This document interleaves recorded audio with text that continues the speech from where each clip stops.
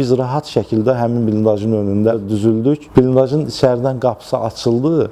İçəridən qapını açan o postun böyüyü təsəvvür eləmir ki, gündüzdür, səhər açılıb artıq. Bunun qarşısındakı diversiya ola bilər.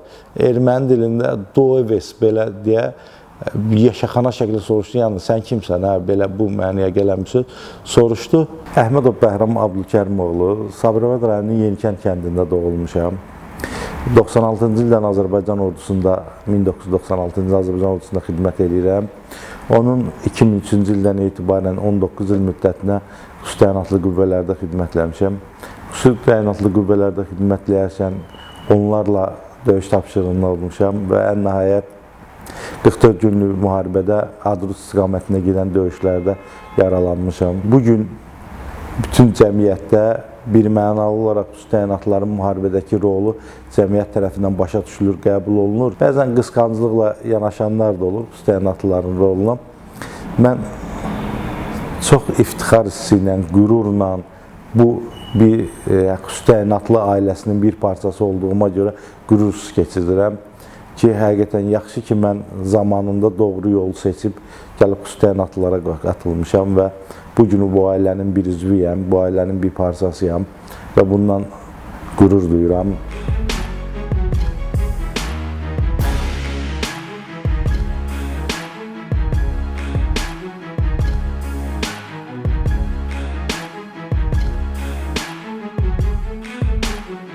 Bu 44 günlük müharibədə xüsusi təyinatlıların müstəsna rolları oldu. Bugün biz burada mən, digəri və yaxud hər kimsə biz ekran qarşısında, kamera qarşısında əyləşib bəzi çıxışlar eləyirik, danışırıq. Amma icebergin görünməyən tərəfləri var. Bizim görünməyən qəhrəmanlarımız var. Bəlkə onlar heç vaxt görünməyəcəklər.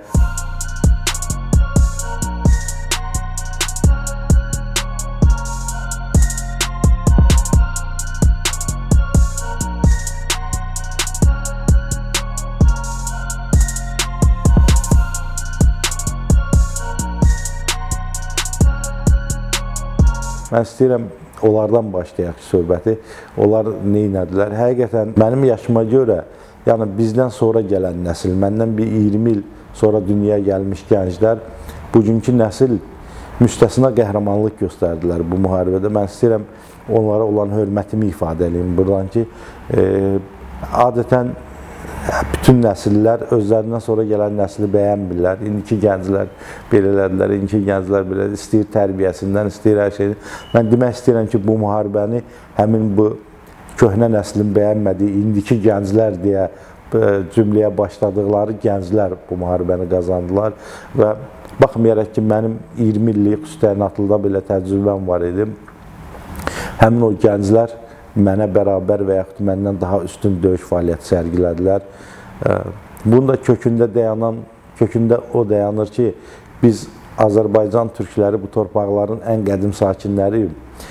Onlar kim olduqlarını bilirdilər. Bir xüsusi təyinatlıda təkcə taktiki hazırlıqdan söhbət getmir. Xüsusi təyinatlının hazırlığında ən ümdəsi bir insana deməklə ki, sən vətəni sev, o vətəni sevə bilməz. Hər hansı bir şeyi sən sev deməklə sevə bilməz.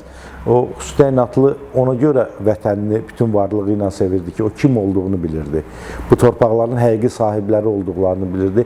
Ta eramızdan əvvələ qədər ki, bu torpaqlarda tutaq ki, tarixin antropologiya qolu var. Antropoloji araşdırmalar apardıblar. Bugün antropoloqlar sübut edirlər ki, həqiqətən bu coğrafiyada biz 6 ay nəzəriyyəsi zat da getdi işinə. 6 ay nəzəriyyəsi deyə bir şey artıq öz qüvvəsində deyil.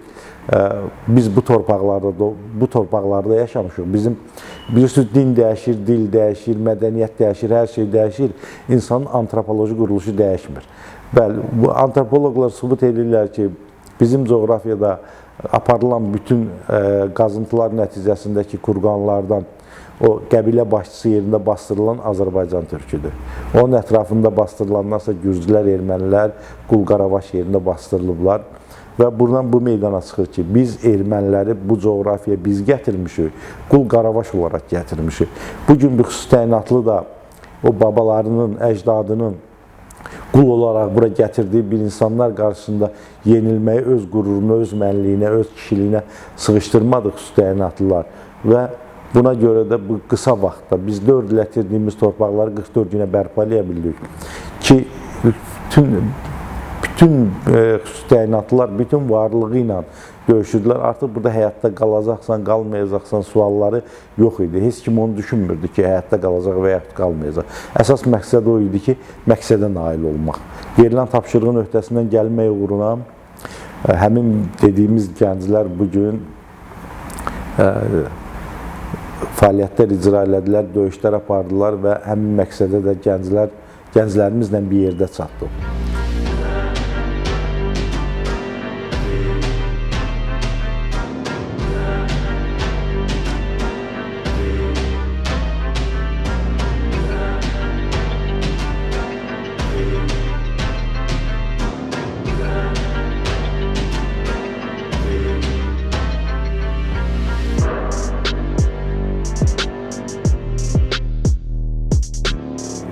Ümumiyyətlə, müharibə haqqında danışmaq bir o qədər də asan məsələ deyil.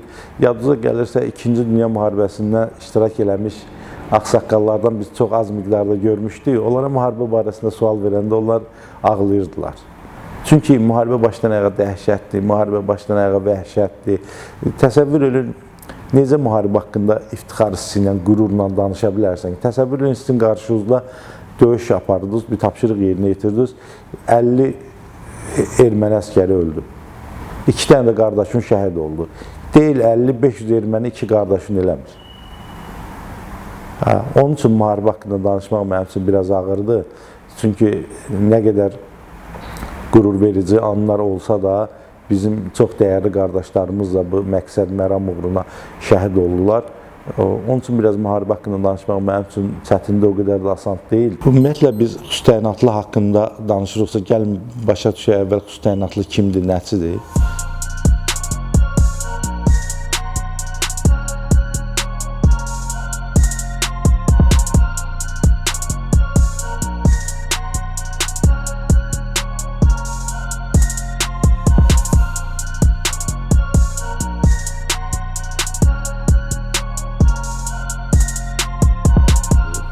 Xüsusi təyinatlılar, mən son xidmətimin 3 ilini xüsusi təyinatlıda müəllim kimi, təlimatçı kimi çalışmışam.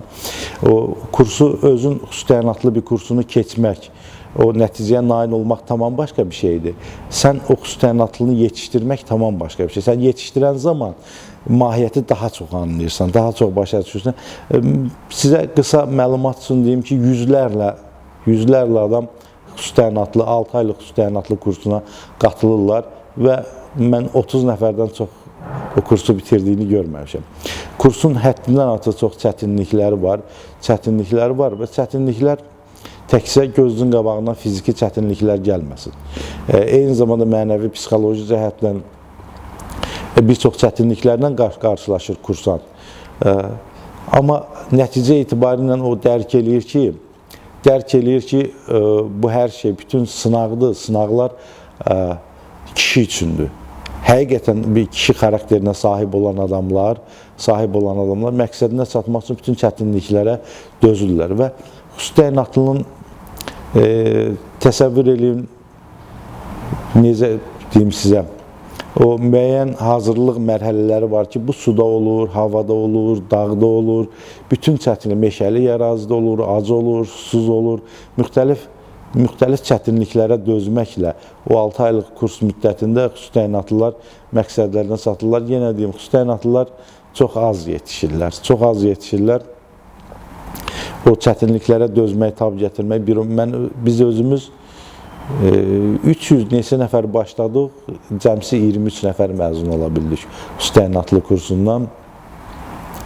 Xüsusi təyinatlıların o çəkdiyi əziyyətlər, o gördüyü çətinliklər hamısı bu müharibədə öz bəhrəsini verdi. Bildiyimiz kimi, müharibə təkcə ölüm təhlükəsi deyil. Adicə o 44 günə xüsusi təyinatlının piyada qət elədiyi məsafəni bu gün durub siz avtomobillə geçsiniz, onda çatacaq ki sizə.